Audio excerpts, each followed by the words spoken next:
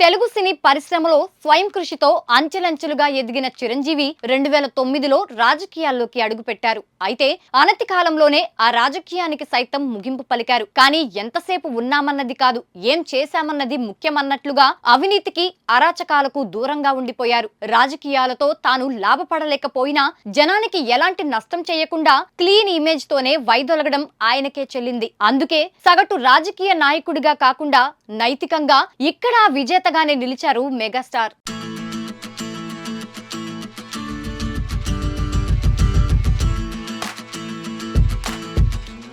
టాలీవుడ్ లో very low profile తో silent గా ఎంట్రీ ఇచ్చాక స్వయం కృషితో ఎంత సక్సెస్ చవి చూసినా తనను ఆదరించిన అభిమానులకు ఏదో చెయ్యాలన్న తపన మాత్రం చిరంజీవిని వెంటాడేది. ముఖ్యంగా తన సినిమాల విజయోత్సవాలకు వెళ్లినప్పుడు అభిమానులు పడుతున్న ఇబ్బందులు, తనకు లేఖల రూపంలో వచ్చే వినతులు చూసి చలించిన మెగాస్టార్ తన జీవితానికి ఓ పరమార్థం ఉండాలంటే వారి కోసం ఏదో ఒక పెద్ద సాయం చేయాలనుకున్నారు. ఈ ఆలోచనల నుంచి పుట్టిందే ప్రజారాజ్యం పార్టీ. తిరుపతి వెంకటేశుని పాదాల చెంత కొలువై ఉన్న ఈ ప్రజా ప్రభంజనాన్ని చూస్తూ ఉంటే నా ఈ రెండు కళ్ళు ఎంత పుణ్యం చేసుకున్నాయా అనిపిస్తున్నాయి.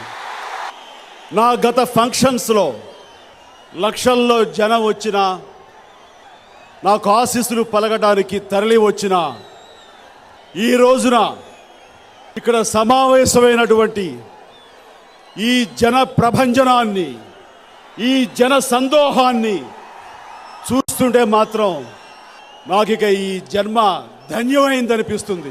జనం ఈతి బాధలు చూడలేక ప్రజారాజ్యం పార్టీని స్థాపిస్తున్నట్లు 2009 సార్వత్రిక ఎన్నికలకు ముందు చిరంజీవి చేసిన ప్రకటన దేశవ్యాప్తంగా ఓ సంచలనం రేపింది. ముఖ్యంగా ఏపీని అప్పటి వరకు ఏలుతున్న అవినీతి రాజకీయ నేతలకు, పార్టీలకు వెన్నులో వణుకు పుట్టించింది. ముఖ్యంగా క్లీన్ ఇమేజ్ తో వస్తున్న చిరంజీవిని అడ్డుకోకపోతే తమకు పుట్టగతులు ఉండవని ఆయా పార్టీలు, నేతలు భావించారు.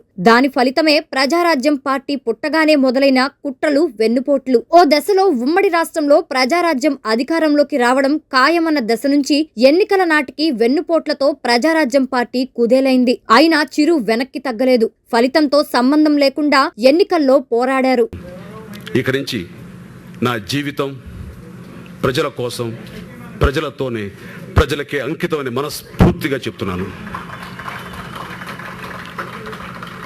అప్పట్లో పరకాల ప్రభాకర్, మిత్రా వంటి తాను నమ్మి తెచ్చుకున్న నేతలు వెన్నుపోట్లు పొడిచి వెళ్లిపోయినా చిరు స్థైర్యం మాత్రం సడలలేదు. అయినా పార్టీని ఎన్నికల దిశగా నడిపించిన చిరంజీవి 70 లక్షల ఓట్లు, 18 సీట్లు సాధించారు. తన పార్టీ ప్రజారాజ్యాన్ని అధికారంలోకి తీసుకురాలేకపోయినా మహాకూటమిగా ఏర్పడ్డ విపక్ష పార్టీల ఓట్లు భారీగా చీల్చేశారు. దీని ఫలితమే కాంగ్రెస్ పార్టీ మరోసారి అత్తేసరు మెజారిటీతో సాధించిన అధికారం. అయితే వైఎస్ మరణం తర్వాత కాంగ్రెస్ పార్టీ కూడా జగన్ తిరుగుబాటు, అసమ్మతి రాగాలతో అతలాకుతలం అవుతున్న వేళ తిరిగి ఆ పార్టీలో ప్రజారాజ్యాన్ని విలీనం చేసి అండగా నిలిచారు. ప్రతిఫలంగా కాంగ్రెస్ పార్టీ ఇచ్చిన కేంద్ర మంత్రి పదవిలోనూ చిరు రాణించారు. 2014లో రాష్ట్ర విభజన తర్వాత మాత్రం రాజకీయాలకు పూర్తిగా దూరమయ్యారు. అలా క్లీన్ ఇమేజ్ తో రాజకీయాల్లోకి వచ్చిన చిరు అంతే క్లీన్ గా రాజకీయం నుంచి వైదొలిగారు.